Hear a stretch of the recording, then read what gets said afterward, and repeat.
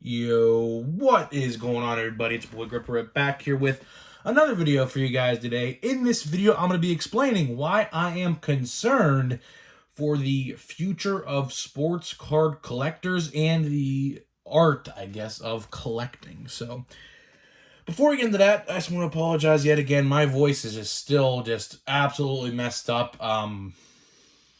Went to a concert last week, screamed my absolute voice out, and then I got sick. So it was kind of like a double whammy of sorts. The knockout 1-2 punch.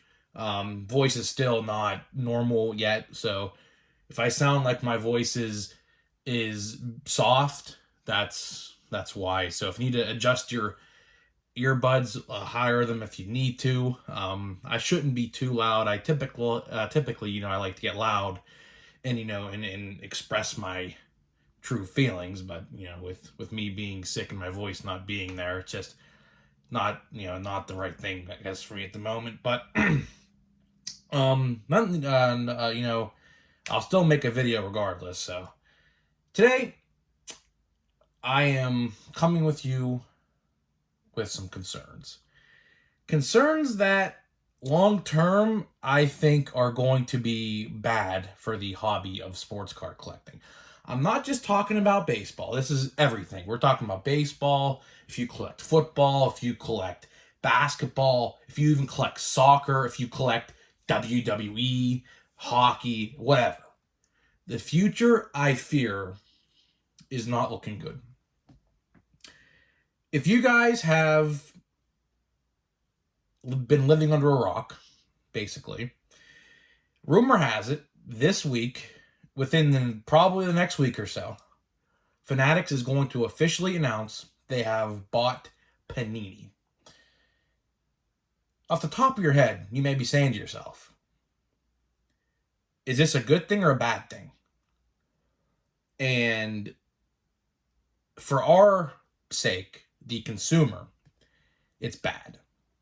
It's bad in a lot of ways, and we're going to discuss some of them now. I mean, there's a lot of things I could talk about here, but for the sake of this video not being 30 plus minutes, because if I got into everything in depth, this video would literally probably take 30 minutes long to talk about.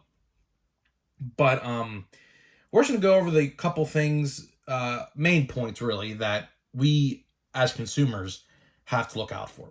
Now, to start off this video, I do want to say there is a good chance that this transaction may not go through, because right now, if you guys are in the video game realm and know what's going on over there, Microsoft is currently trying to buy Activision, but there's huge problems because I think it got vetoed, and there's like a committee in Washington, D.C.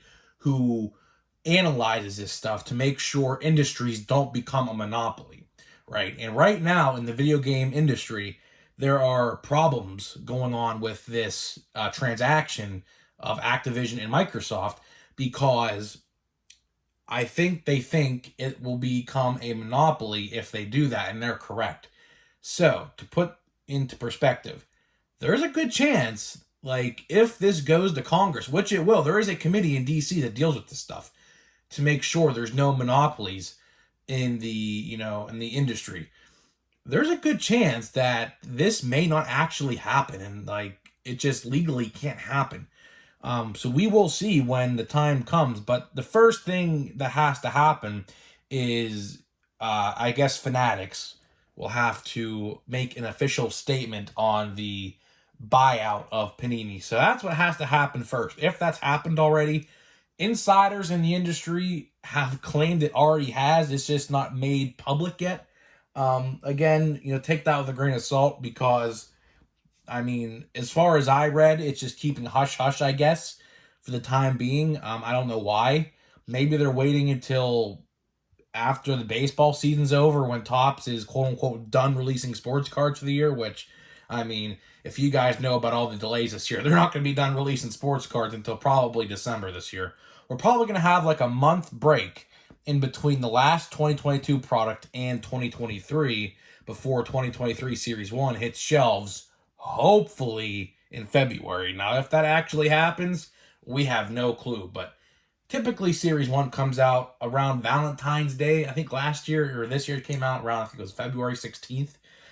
So we will have to see. Hopefully it releases in February, but with all these delays and all these other releases that still have yet to show up on the shelves, I'm not too confident. But we'll see when that time gets here. Of course, we'll cover all that when the new year starts. But I'm concerned. So let's say hypothetically the transaction does go through, which honestly I don't think it will because it is a monopoly. If they do, I mean, let's be real here. Is Leaf, here's what we have to ask ourselves, right? Is Leaf competition to Fanatics? No. That's probably, if Panini gets bought by Fanatics, is the second biggest competitor to, I should say, Fanatics, Topps, Panini. I don't even know what they would call it. So, like, would they just release Panini cards under the Topps name now? I'm not, sure how that would be handled. That's what we're going to talk about in a minute. But I just don't think it's going to happen because, there has to be competition in markets. And let's ask ourselves honestly, does Leaf stand a chance against the Fanatics brand, like with Topps and Panini hypothetically combining into one? No. The answer to that is no chance. Now let's say, for example, that the merger does happen and Fanatics is now, or I should say Panini is now a part of Fanatics and Topps. What will happen to Panini themselves? Well, if we look back in history, via any company that buys out its competition, they go bye-bye, perfect example. In 2002, I believe, WWE bought their rival, WCW. What happened was Vince McMahon brought all of the wrestlers and workers over at WCW into WWE and basically just wiped out WCW as if it never existed. So he bolstered his roster with all of the talent and the workers behind the scenes. I see the exact same thing happening with Topps. If Fanatics buys Panini, which rumor has it they did already, what I think will honestly happen is they will take everybody over at Panini who works on Panini, the factories, everything they work with, and just merge them with Topps. Basically, take down the Panini company logo off the building and slap it with a Topps one. That's basically what they're going to do, and I think that's how they're going to do it. You'll never hear the words Panini ever again. Like Panini Prism, that'll be a word of the past. Panini Prism NFL, Panini Prism NBA, what else? Optic, that's going to be a thing of the past. Probably, if it happens, probably by 2024.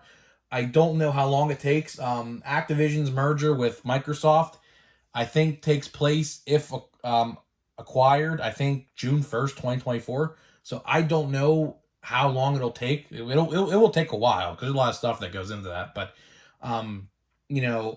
the days of Panini, I think, are coming to an end. And that raises concern with me because there's not going to be a competition, right? When they buy them, they will have literally at their jurisdiction to set the market according to their price and not the competitor's price.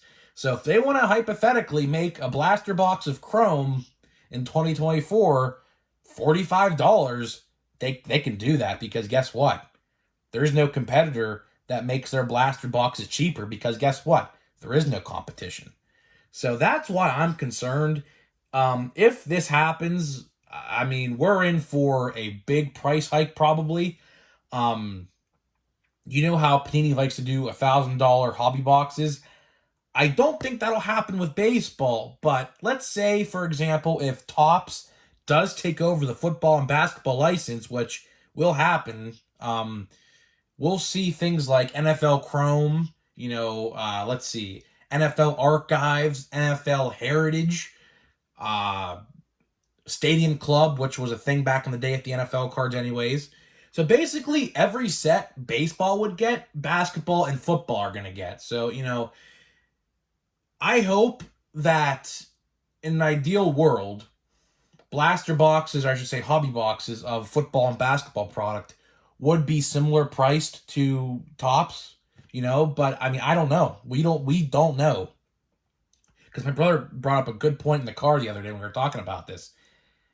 Do you think that they want to miss out on those $1,000 boxes? They know that people will buy those boxes. Do you think they're really going to miss out on that money when they know that it's going to be there and people are still going to buy that? That's why I'm concerned. And who's to say that the baseball guys who are working on the baseball product don't start thinking that way as well, and we start seeing, like, for example, perfect example right here. Stadium Club last year was $100 a blaster or a hobby box, right? This year, the pre-order price for Stadium Club right now is $150. Literally 50% added on from last year, right? I don't know why. It's literally you're getting the same product. It's just 50% more increased. I just hope that that's not what's going to happen with this monopoly that they're going to own. I hope it's honestly best for us is as if they don't merge. But again, we just don't know. I mean, I really think there's a bad future for sports card collectors. Like, I mean, not to the people who have a lot of money, but like, let's say if you just want to buy like a blaster here and there, it's gonna be pricey. I went to my Walmart today, right? And by the way, I did pick up the last gallery blaster box they had there. It's in my car. I didn't bring it in. It's in the back seat, but I bought the last gallery product they had. It was all wiped. But I noticed something. There was still probably 75% of the Topps Chrome stock that's been there since Saturday, and it's currently Tuesday. That's 4 days. Topps Chrome has been sitting at my local Walmart for 4 days. Now, granted, some of it was bought, but not like an overwhelming amount. It was just a couple boxes and a couple mega boxes that were gone. People gravitate to gallery. Well, for one, the checklist is way better. And two, no one wants to spend $35 on a pile of trash tops. But, it's just how it is. I don't think, like, let's say $35 was the normal for a blaster box going forward. Are people going to buy that? Are people actually going to put their foot down and say, you know what, I'm not buying this no more? People are already doing it with Chrome. I think they learned their lesson from that. Well, granted, the checklist was abysmally bad with no short prints in there. Like I said, they should have made those base cards. I don't care if there's a chase. Just let everybody collect it and call it a day. There is no need to have them. If they're going to put short prints in there, make them image variation short prints, not, short prints that you can only get via short print or cards via short print, but it is what it is. We're going to open a pack of Pro Debut here. Another one. Hopefully we get an auto. I pulled, who was it? Noel the other day. His stats look really good. But, I just fear for the future of this hobby. I just don't think merging the companies is a good idea. I don't. Because the Panini effect will rub off on Topps baseball product, I think, and not in a good way. So let's open this pack here. We got Matt McLean. No idea who he is. I'm not even going to try to pronounce his name. Adley Rutschman. There you go. There's another good one. I wish I'd have got his autograph. Yeah, who's this? Kevin Millar. There we go. That's a name you all should know. We got Malcolm Nunez. He's a guy I remember. He's a prospect for the Cardinals. Freddie Valdez. Another name I remember. Benny Montgomery, another guy I remember, and no idea. So, this Pro Debut is a very good set. If you guys were on the fence of not buying a box or not, they're literally $70. You can get 4 autographs. And the autograph checklist is literally, if you know your prospects, it's a very good checklist. A lot of position players. It's about 70% position players and 30% pitchers. So there's a good chance you're going to pull at least one good autograph in your box. As you see, I pulled a Noel for the he's in AAA right now for the Indians or Guardians. Has an OPS of like 850 or something like that. So guys, let me know what you think about the future of the hobby. Do you think the merger between Fanatics and Panini is a good idea for baseball collectors? And I'll see you guys in the next one.